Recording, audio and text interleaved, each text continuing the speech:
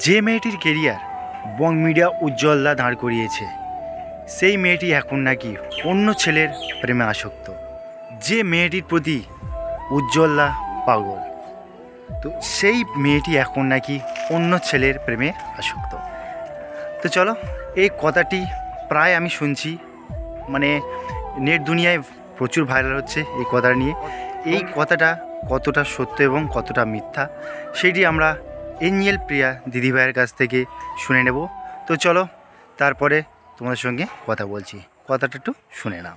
আর এই মুহূর্তে সবাই একটা কথাই বলতেছে যে বং মিডিয়াকে ছেড়ে অ্যাঞ্জেল প্রিয়া অন্য রিলেশনশিপে গেছে এবং এদের মধ্যে ডিভোর্স হয়েছে। আচ্ছা, কেউ কখন আমরা বলেছি যে আমাদের মধ্যে ডিভোর্স হয়েছে?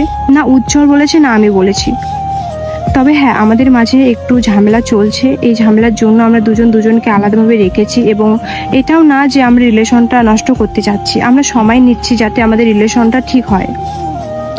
তবে ফেসবুকে যে একটা ট্রোল হচ্ছে আমাকে নিয়ে যে আমি বং মিডিয়াকে ছেড়ে একটা রিলেশনশিপে গেছি অন্য ছেলের সাথে, এটা একদমই ফেক। আমি ফ্রেন্ড হিসাবে ওর সাথে আমি কথা বলি এবং ওর সাথে আমার ভিডিও কলও হয় এবং ছেলেটাও আমাকে বলে যে তোমাদের কোচবিহারে কি আছে দেখার মতো জায়গা। আমি বললাম আমাদের কোচবিহারে রাজবাড়ি আছে, মদনমোহন মন্দির আছে, এসবও দেখা হবে। ঠিক আছে, এসব ব্যাচ এইগুলোই নিয়ে কথা হয়েছে, ফ্রেন্ড হিসাবে কথা হয়েছে।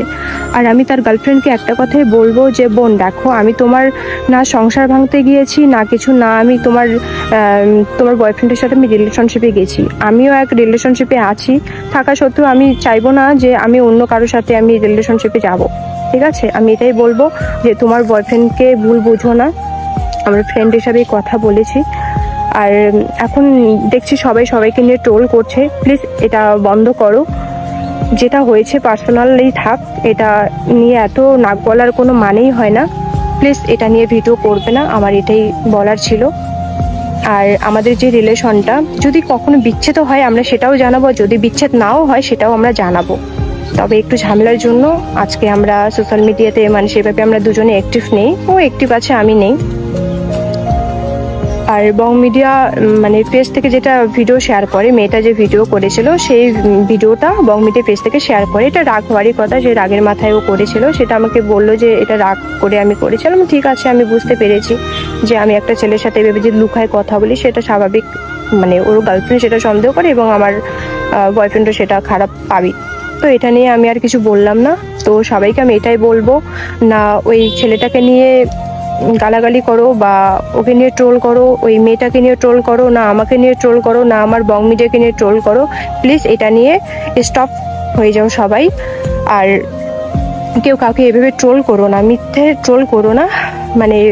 হয় একটা পার্সোনালি উপরে শোনে একটা কথা, ওটা নিয়ে পুরো ভিউজ কামার জন্য কত রকম কথা বলে। আমার এটাই বলার ছিল, আমাদের ডিভোর্স হয়নি, আমি ওই ছেলেটার সাথে কথা বলেছি, আমি না রিলেশনশিপে গেছি না কিছু, জাস্ট আমি ফ্রেন্ড হিসাবে কথা বলেছি। আমি এখনও বলছি। আর বোন, আমি তোমাকেও বলবো যে আমার জন্য রিলেশনটা নষ্ট করো না, আমার জন্য রিলেশন নষ্ট করো না। আমি তোমার বয়ফ্রেন্ডের সাথে রিলেশনশিপে যাইনি, তাই দুজনে এক হয়ে যাও। ঠিক আছে, আমার এটাই বলার ছিল। তো আশা করছি সবাই বুঝতে পেরেছো এঞ্জেল প্রিয়া দিদিভাই কি বলতে চেয়েছে যে ওদের ব্যাপারটা ওরা ঠিকঠাকভাবে মিটিয়ে নেবে। তো কেউ একটা মেয়ে এই ব্যাপারটাকে নিয়ে সোশ্যাল মিডিয়াতে ভাইরাল করেছে, তো সেজন্য তোমাদেরকে বলি এইসব ব্যাপারে বেশি মাথা ঘামিও না, ওদের ব্যাপারটাকে ওদের মিটিয়ে নিতে দাও। তো সেজন্য ওদেরও ভালো হবে, তোমারও ভালো হবে। তো চলো, আমার ভিডিওটা এখানে শেষ করছি। এমন আমার ভিডিও পেতে অবশ্যই চ্যানেলটাকে সাবস্ক্রাইব করে রাখবে, পুষ্পেন ব্লগার চ্যানেল। এবং ভিডিওটা যদি ভালো লেগে থাকে লাইক কমেন্ট শেয়ার এবং সাবস্ক্রাইব করতে কিন্তু বলো। চলো, ভিডিওটা এখানে শেষ করছি। Tata, bye bye.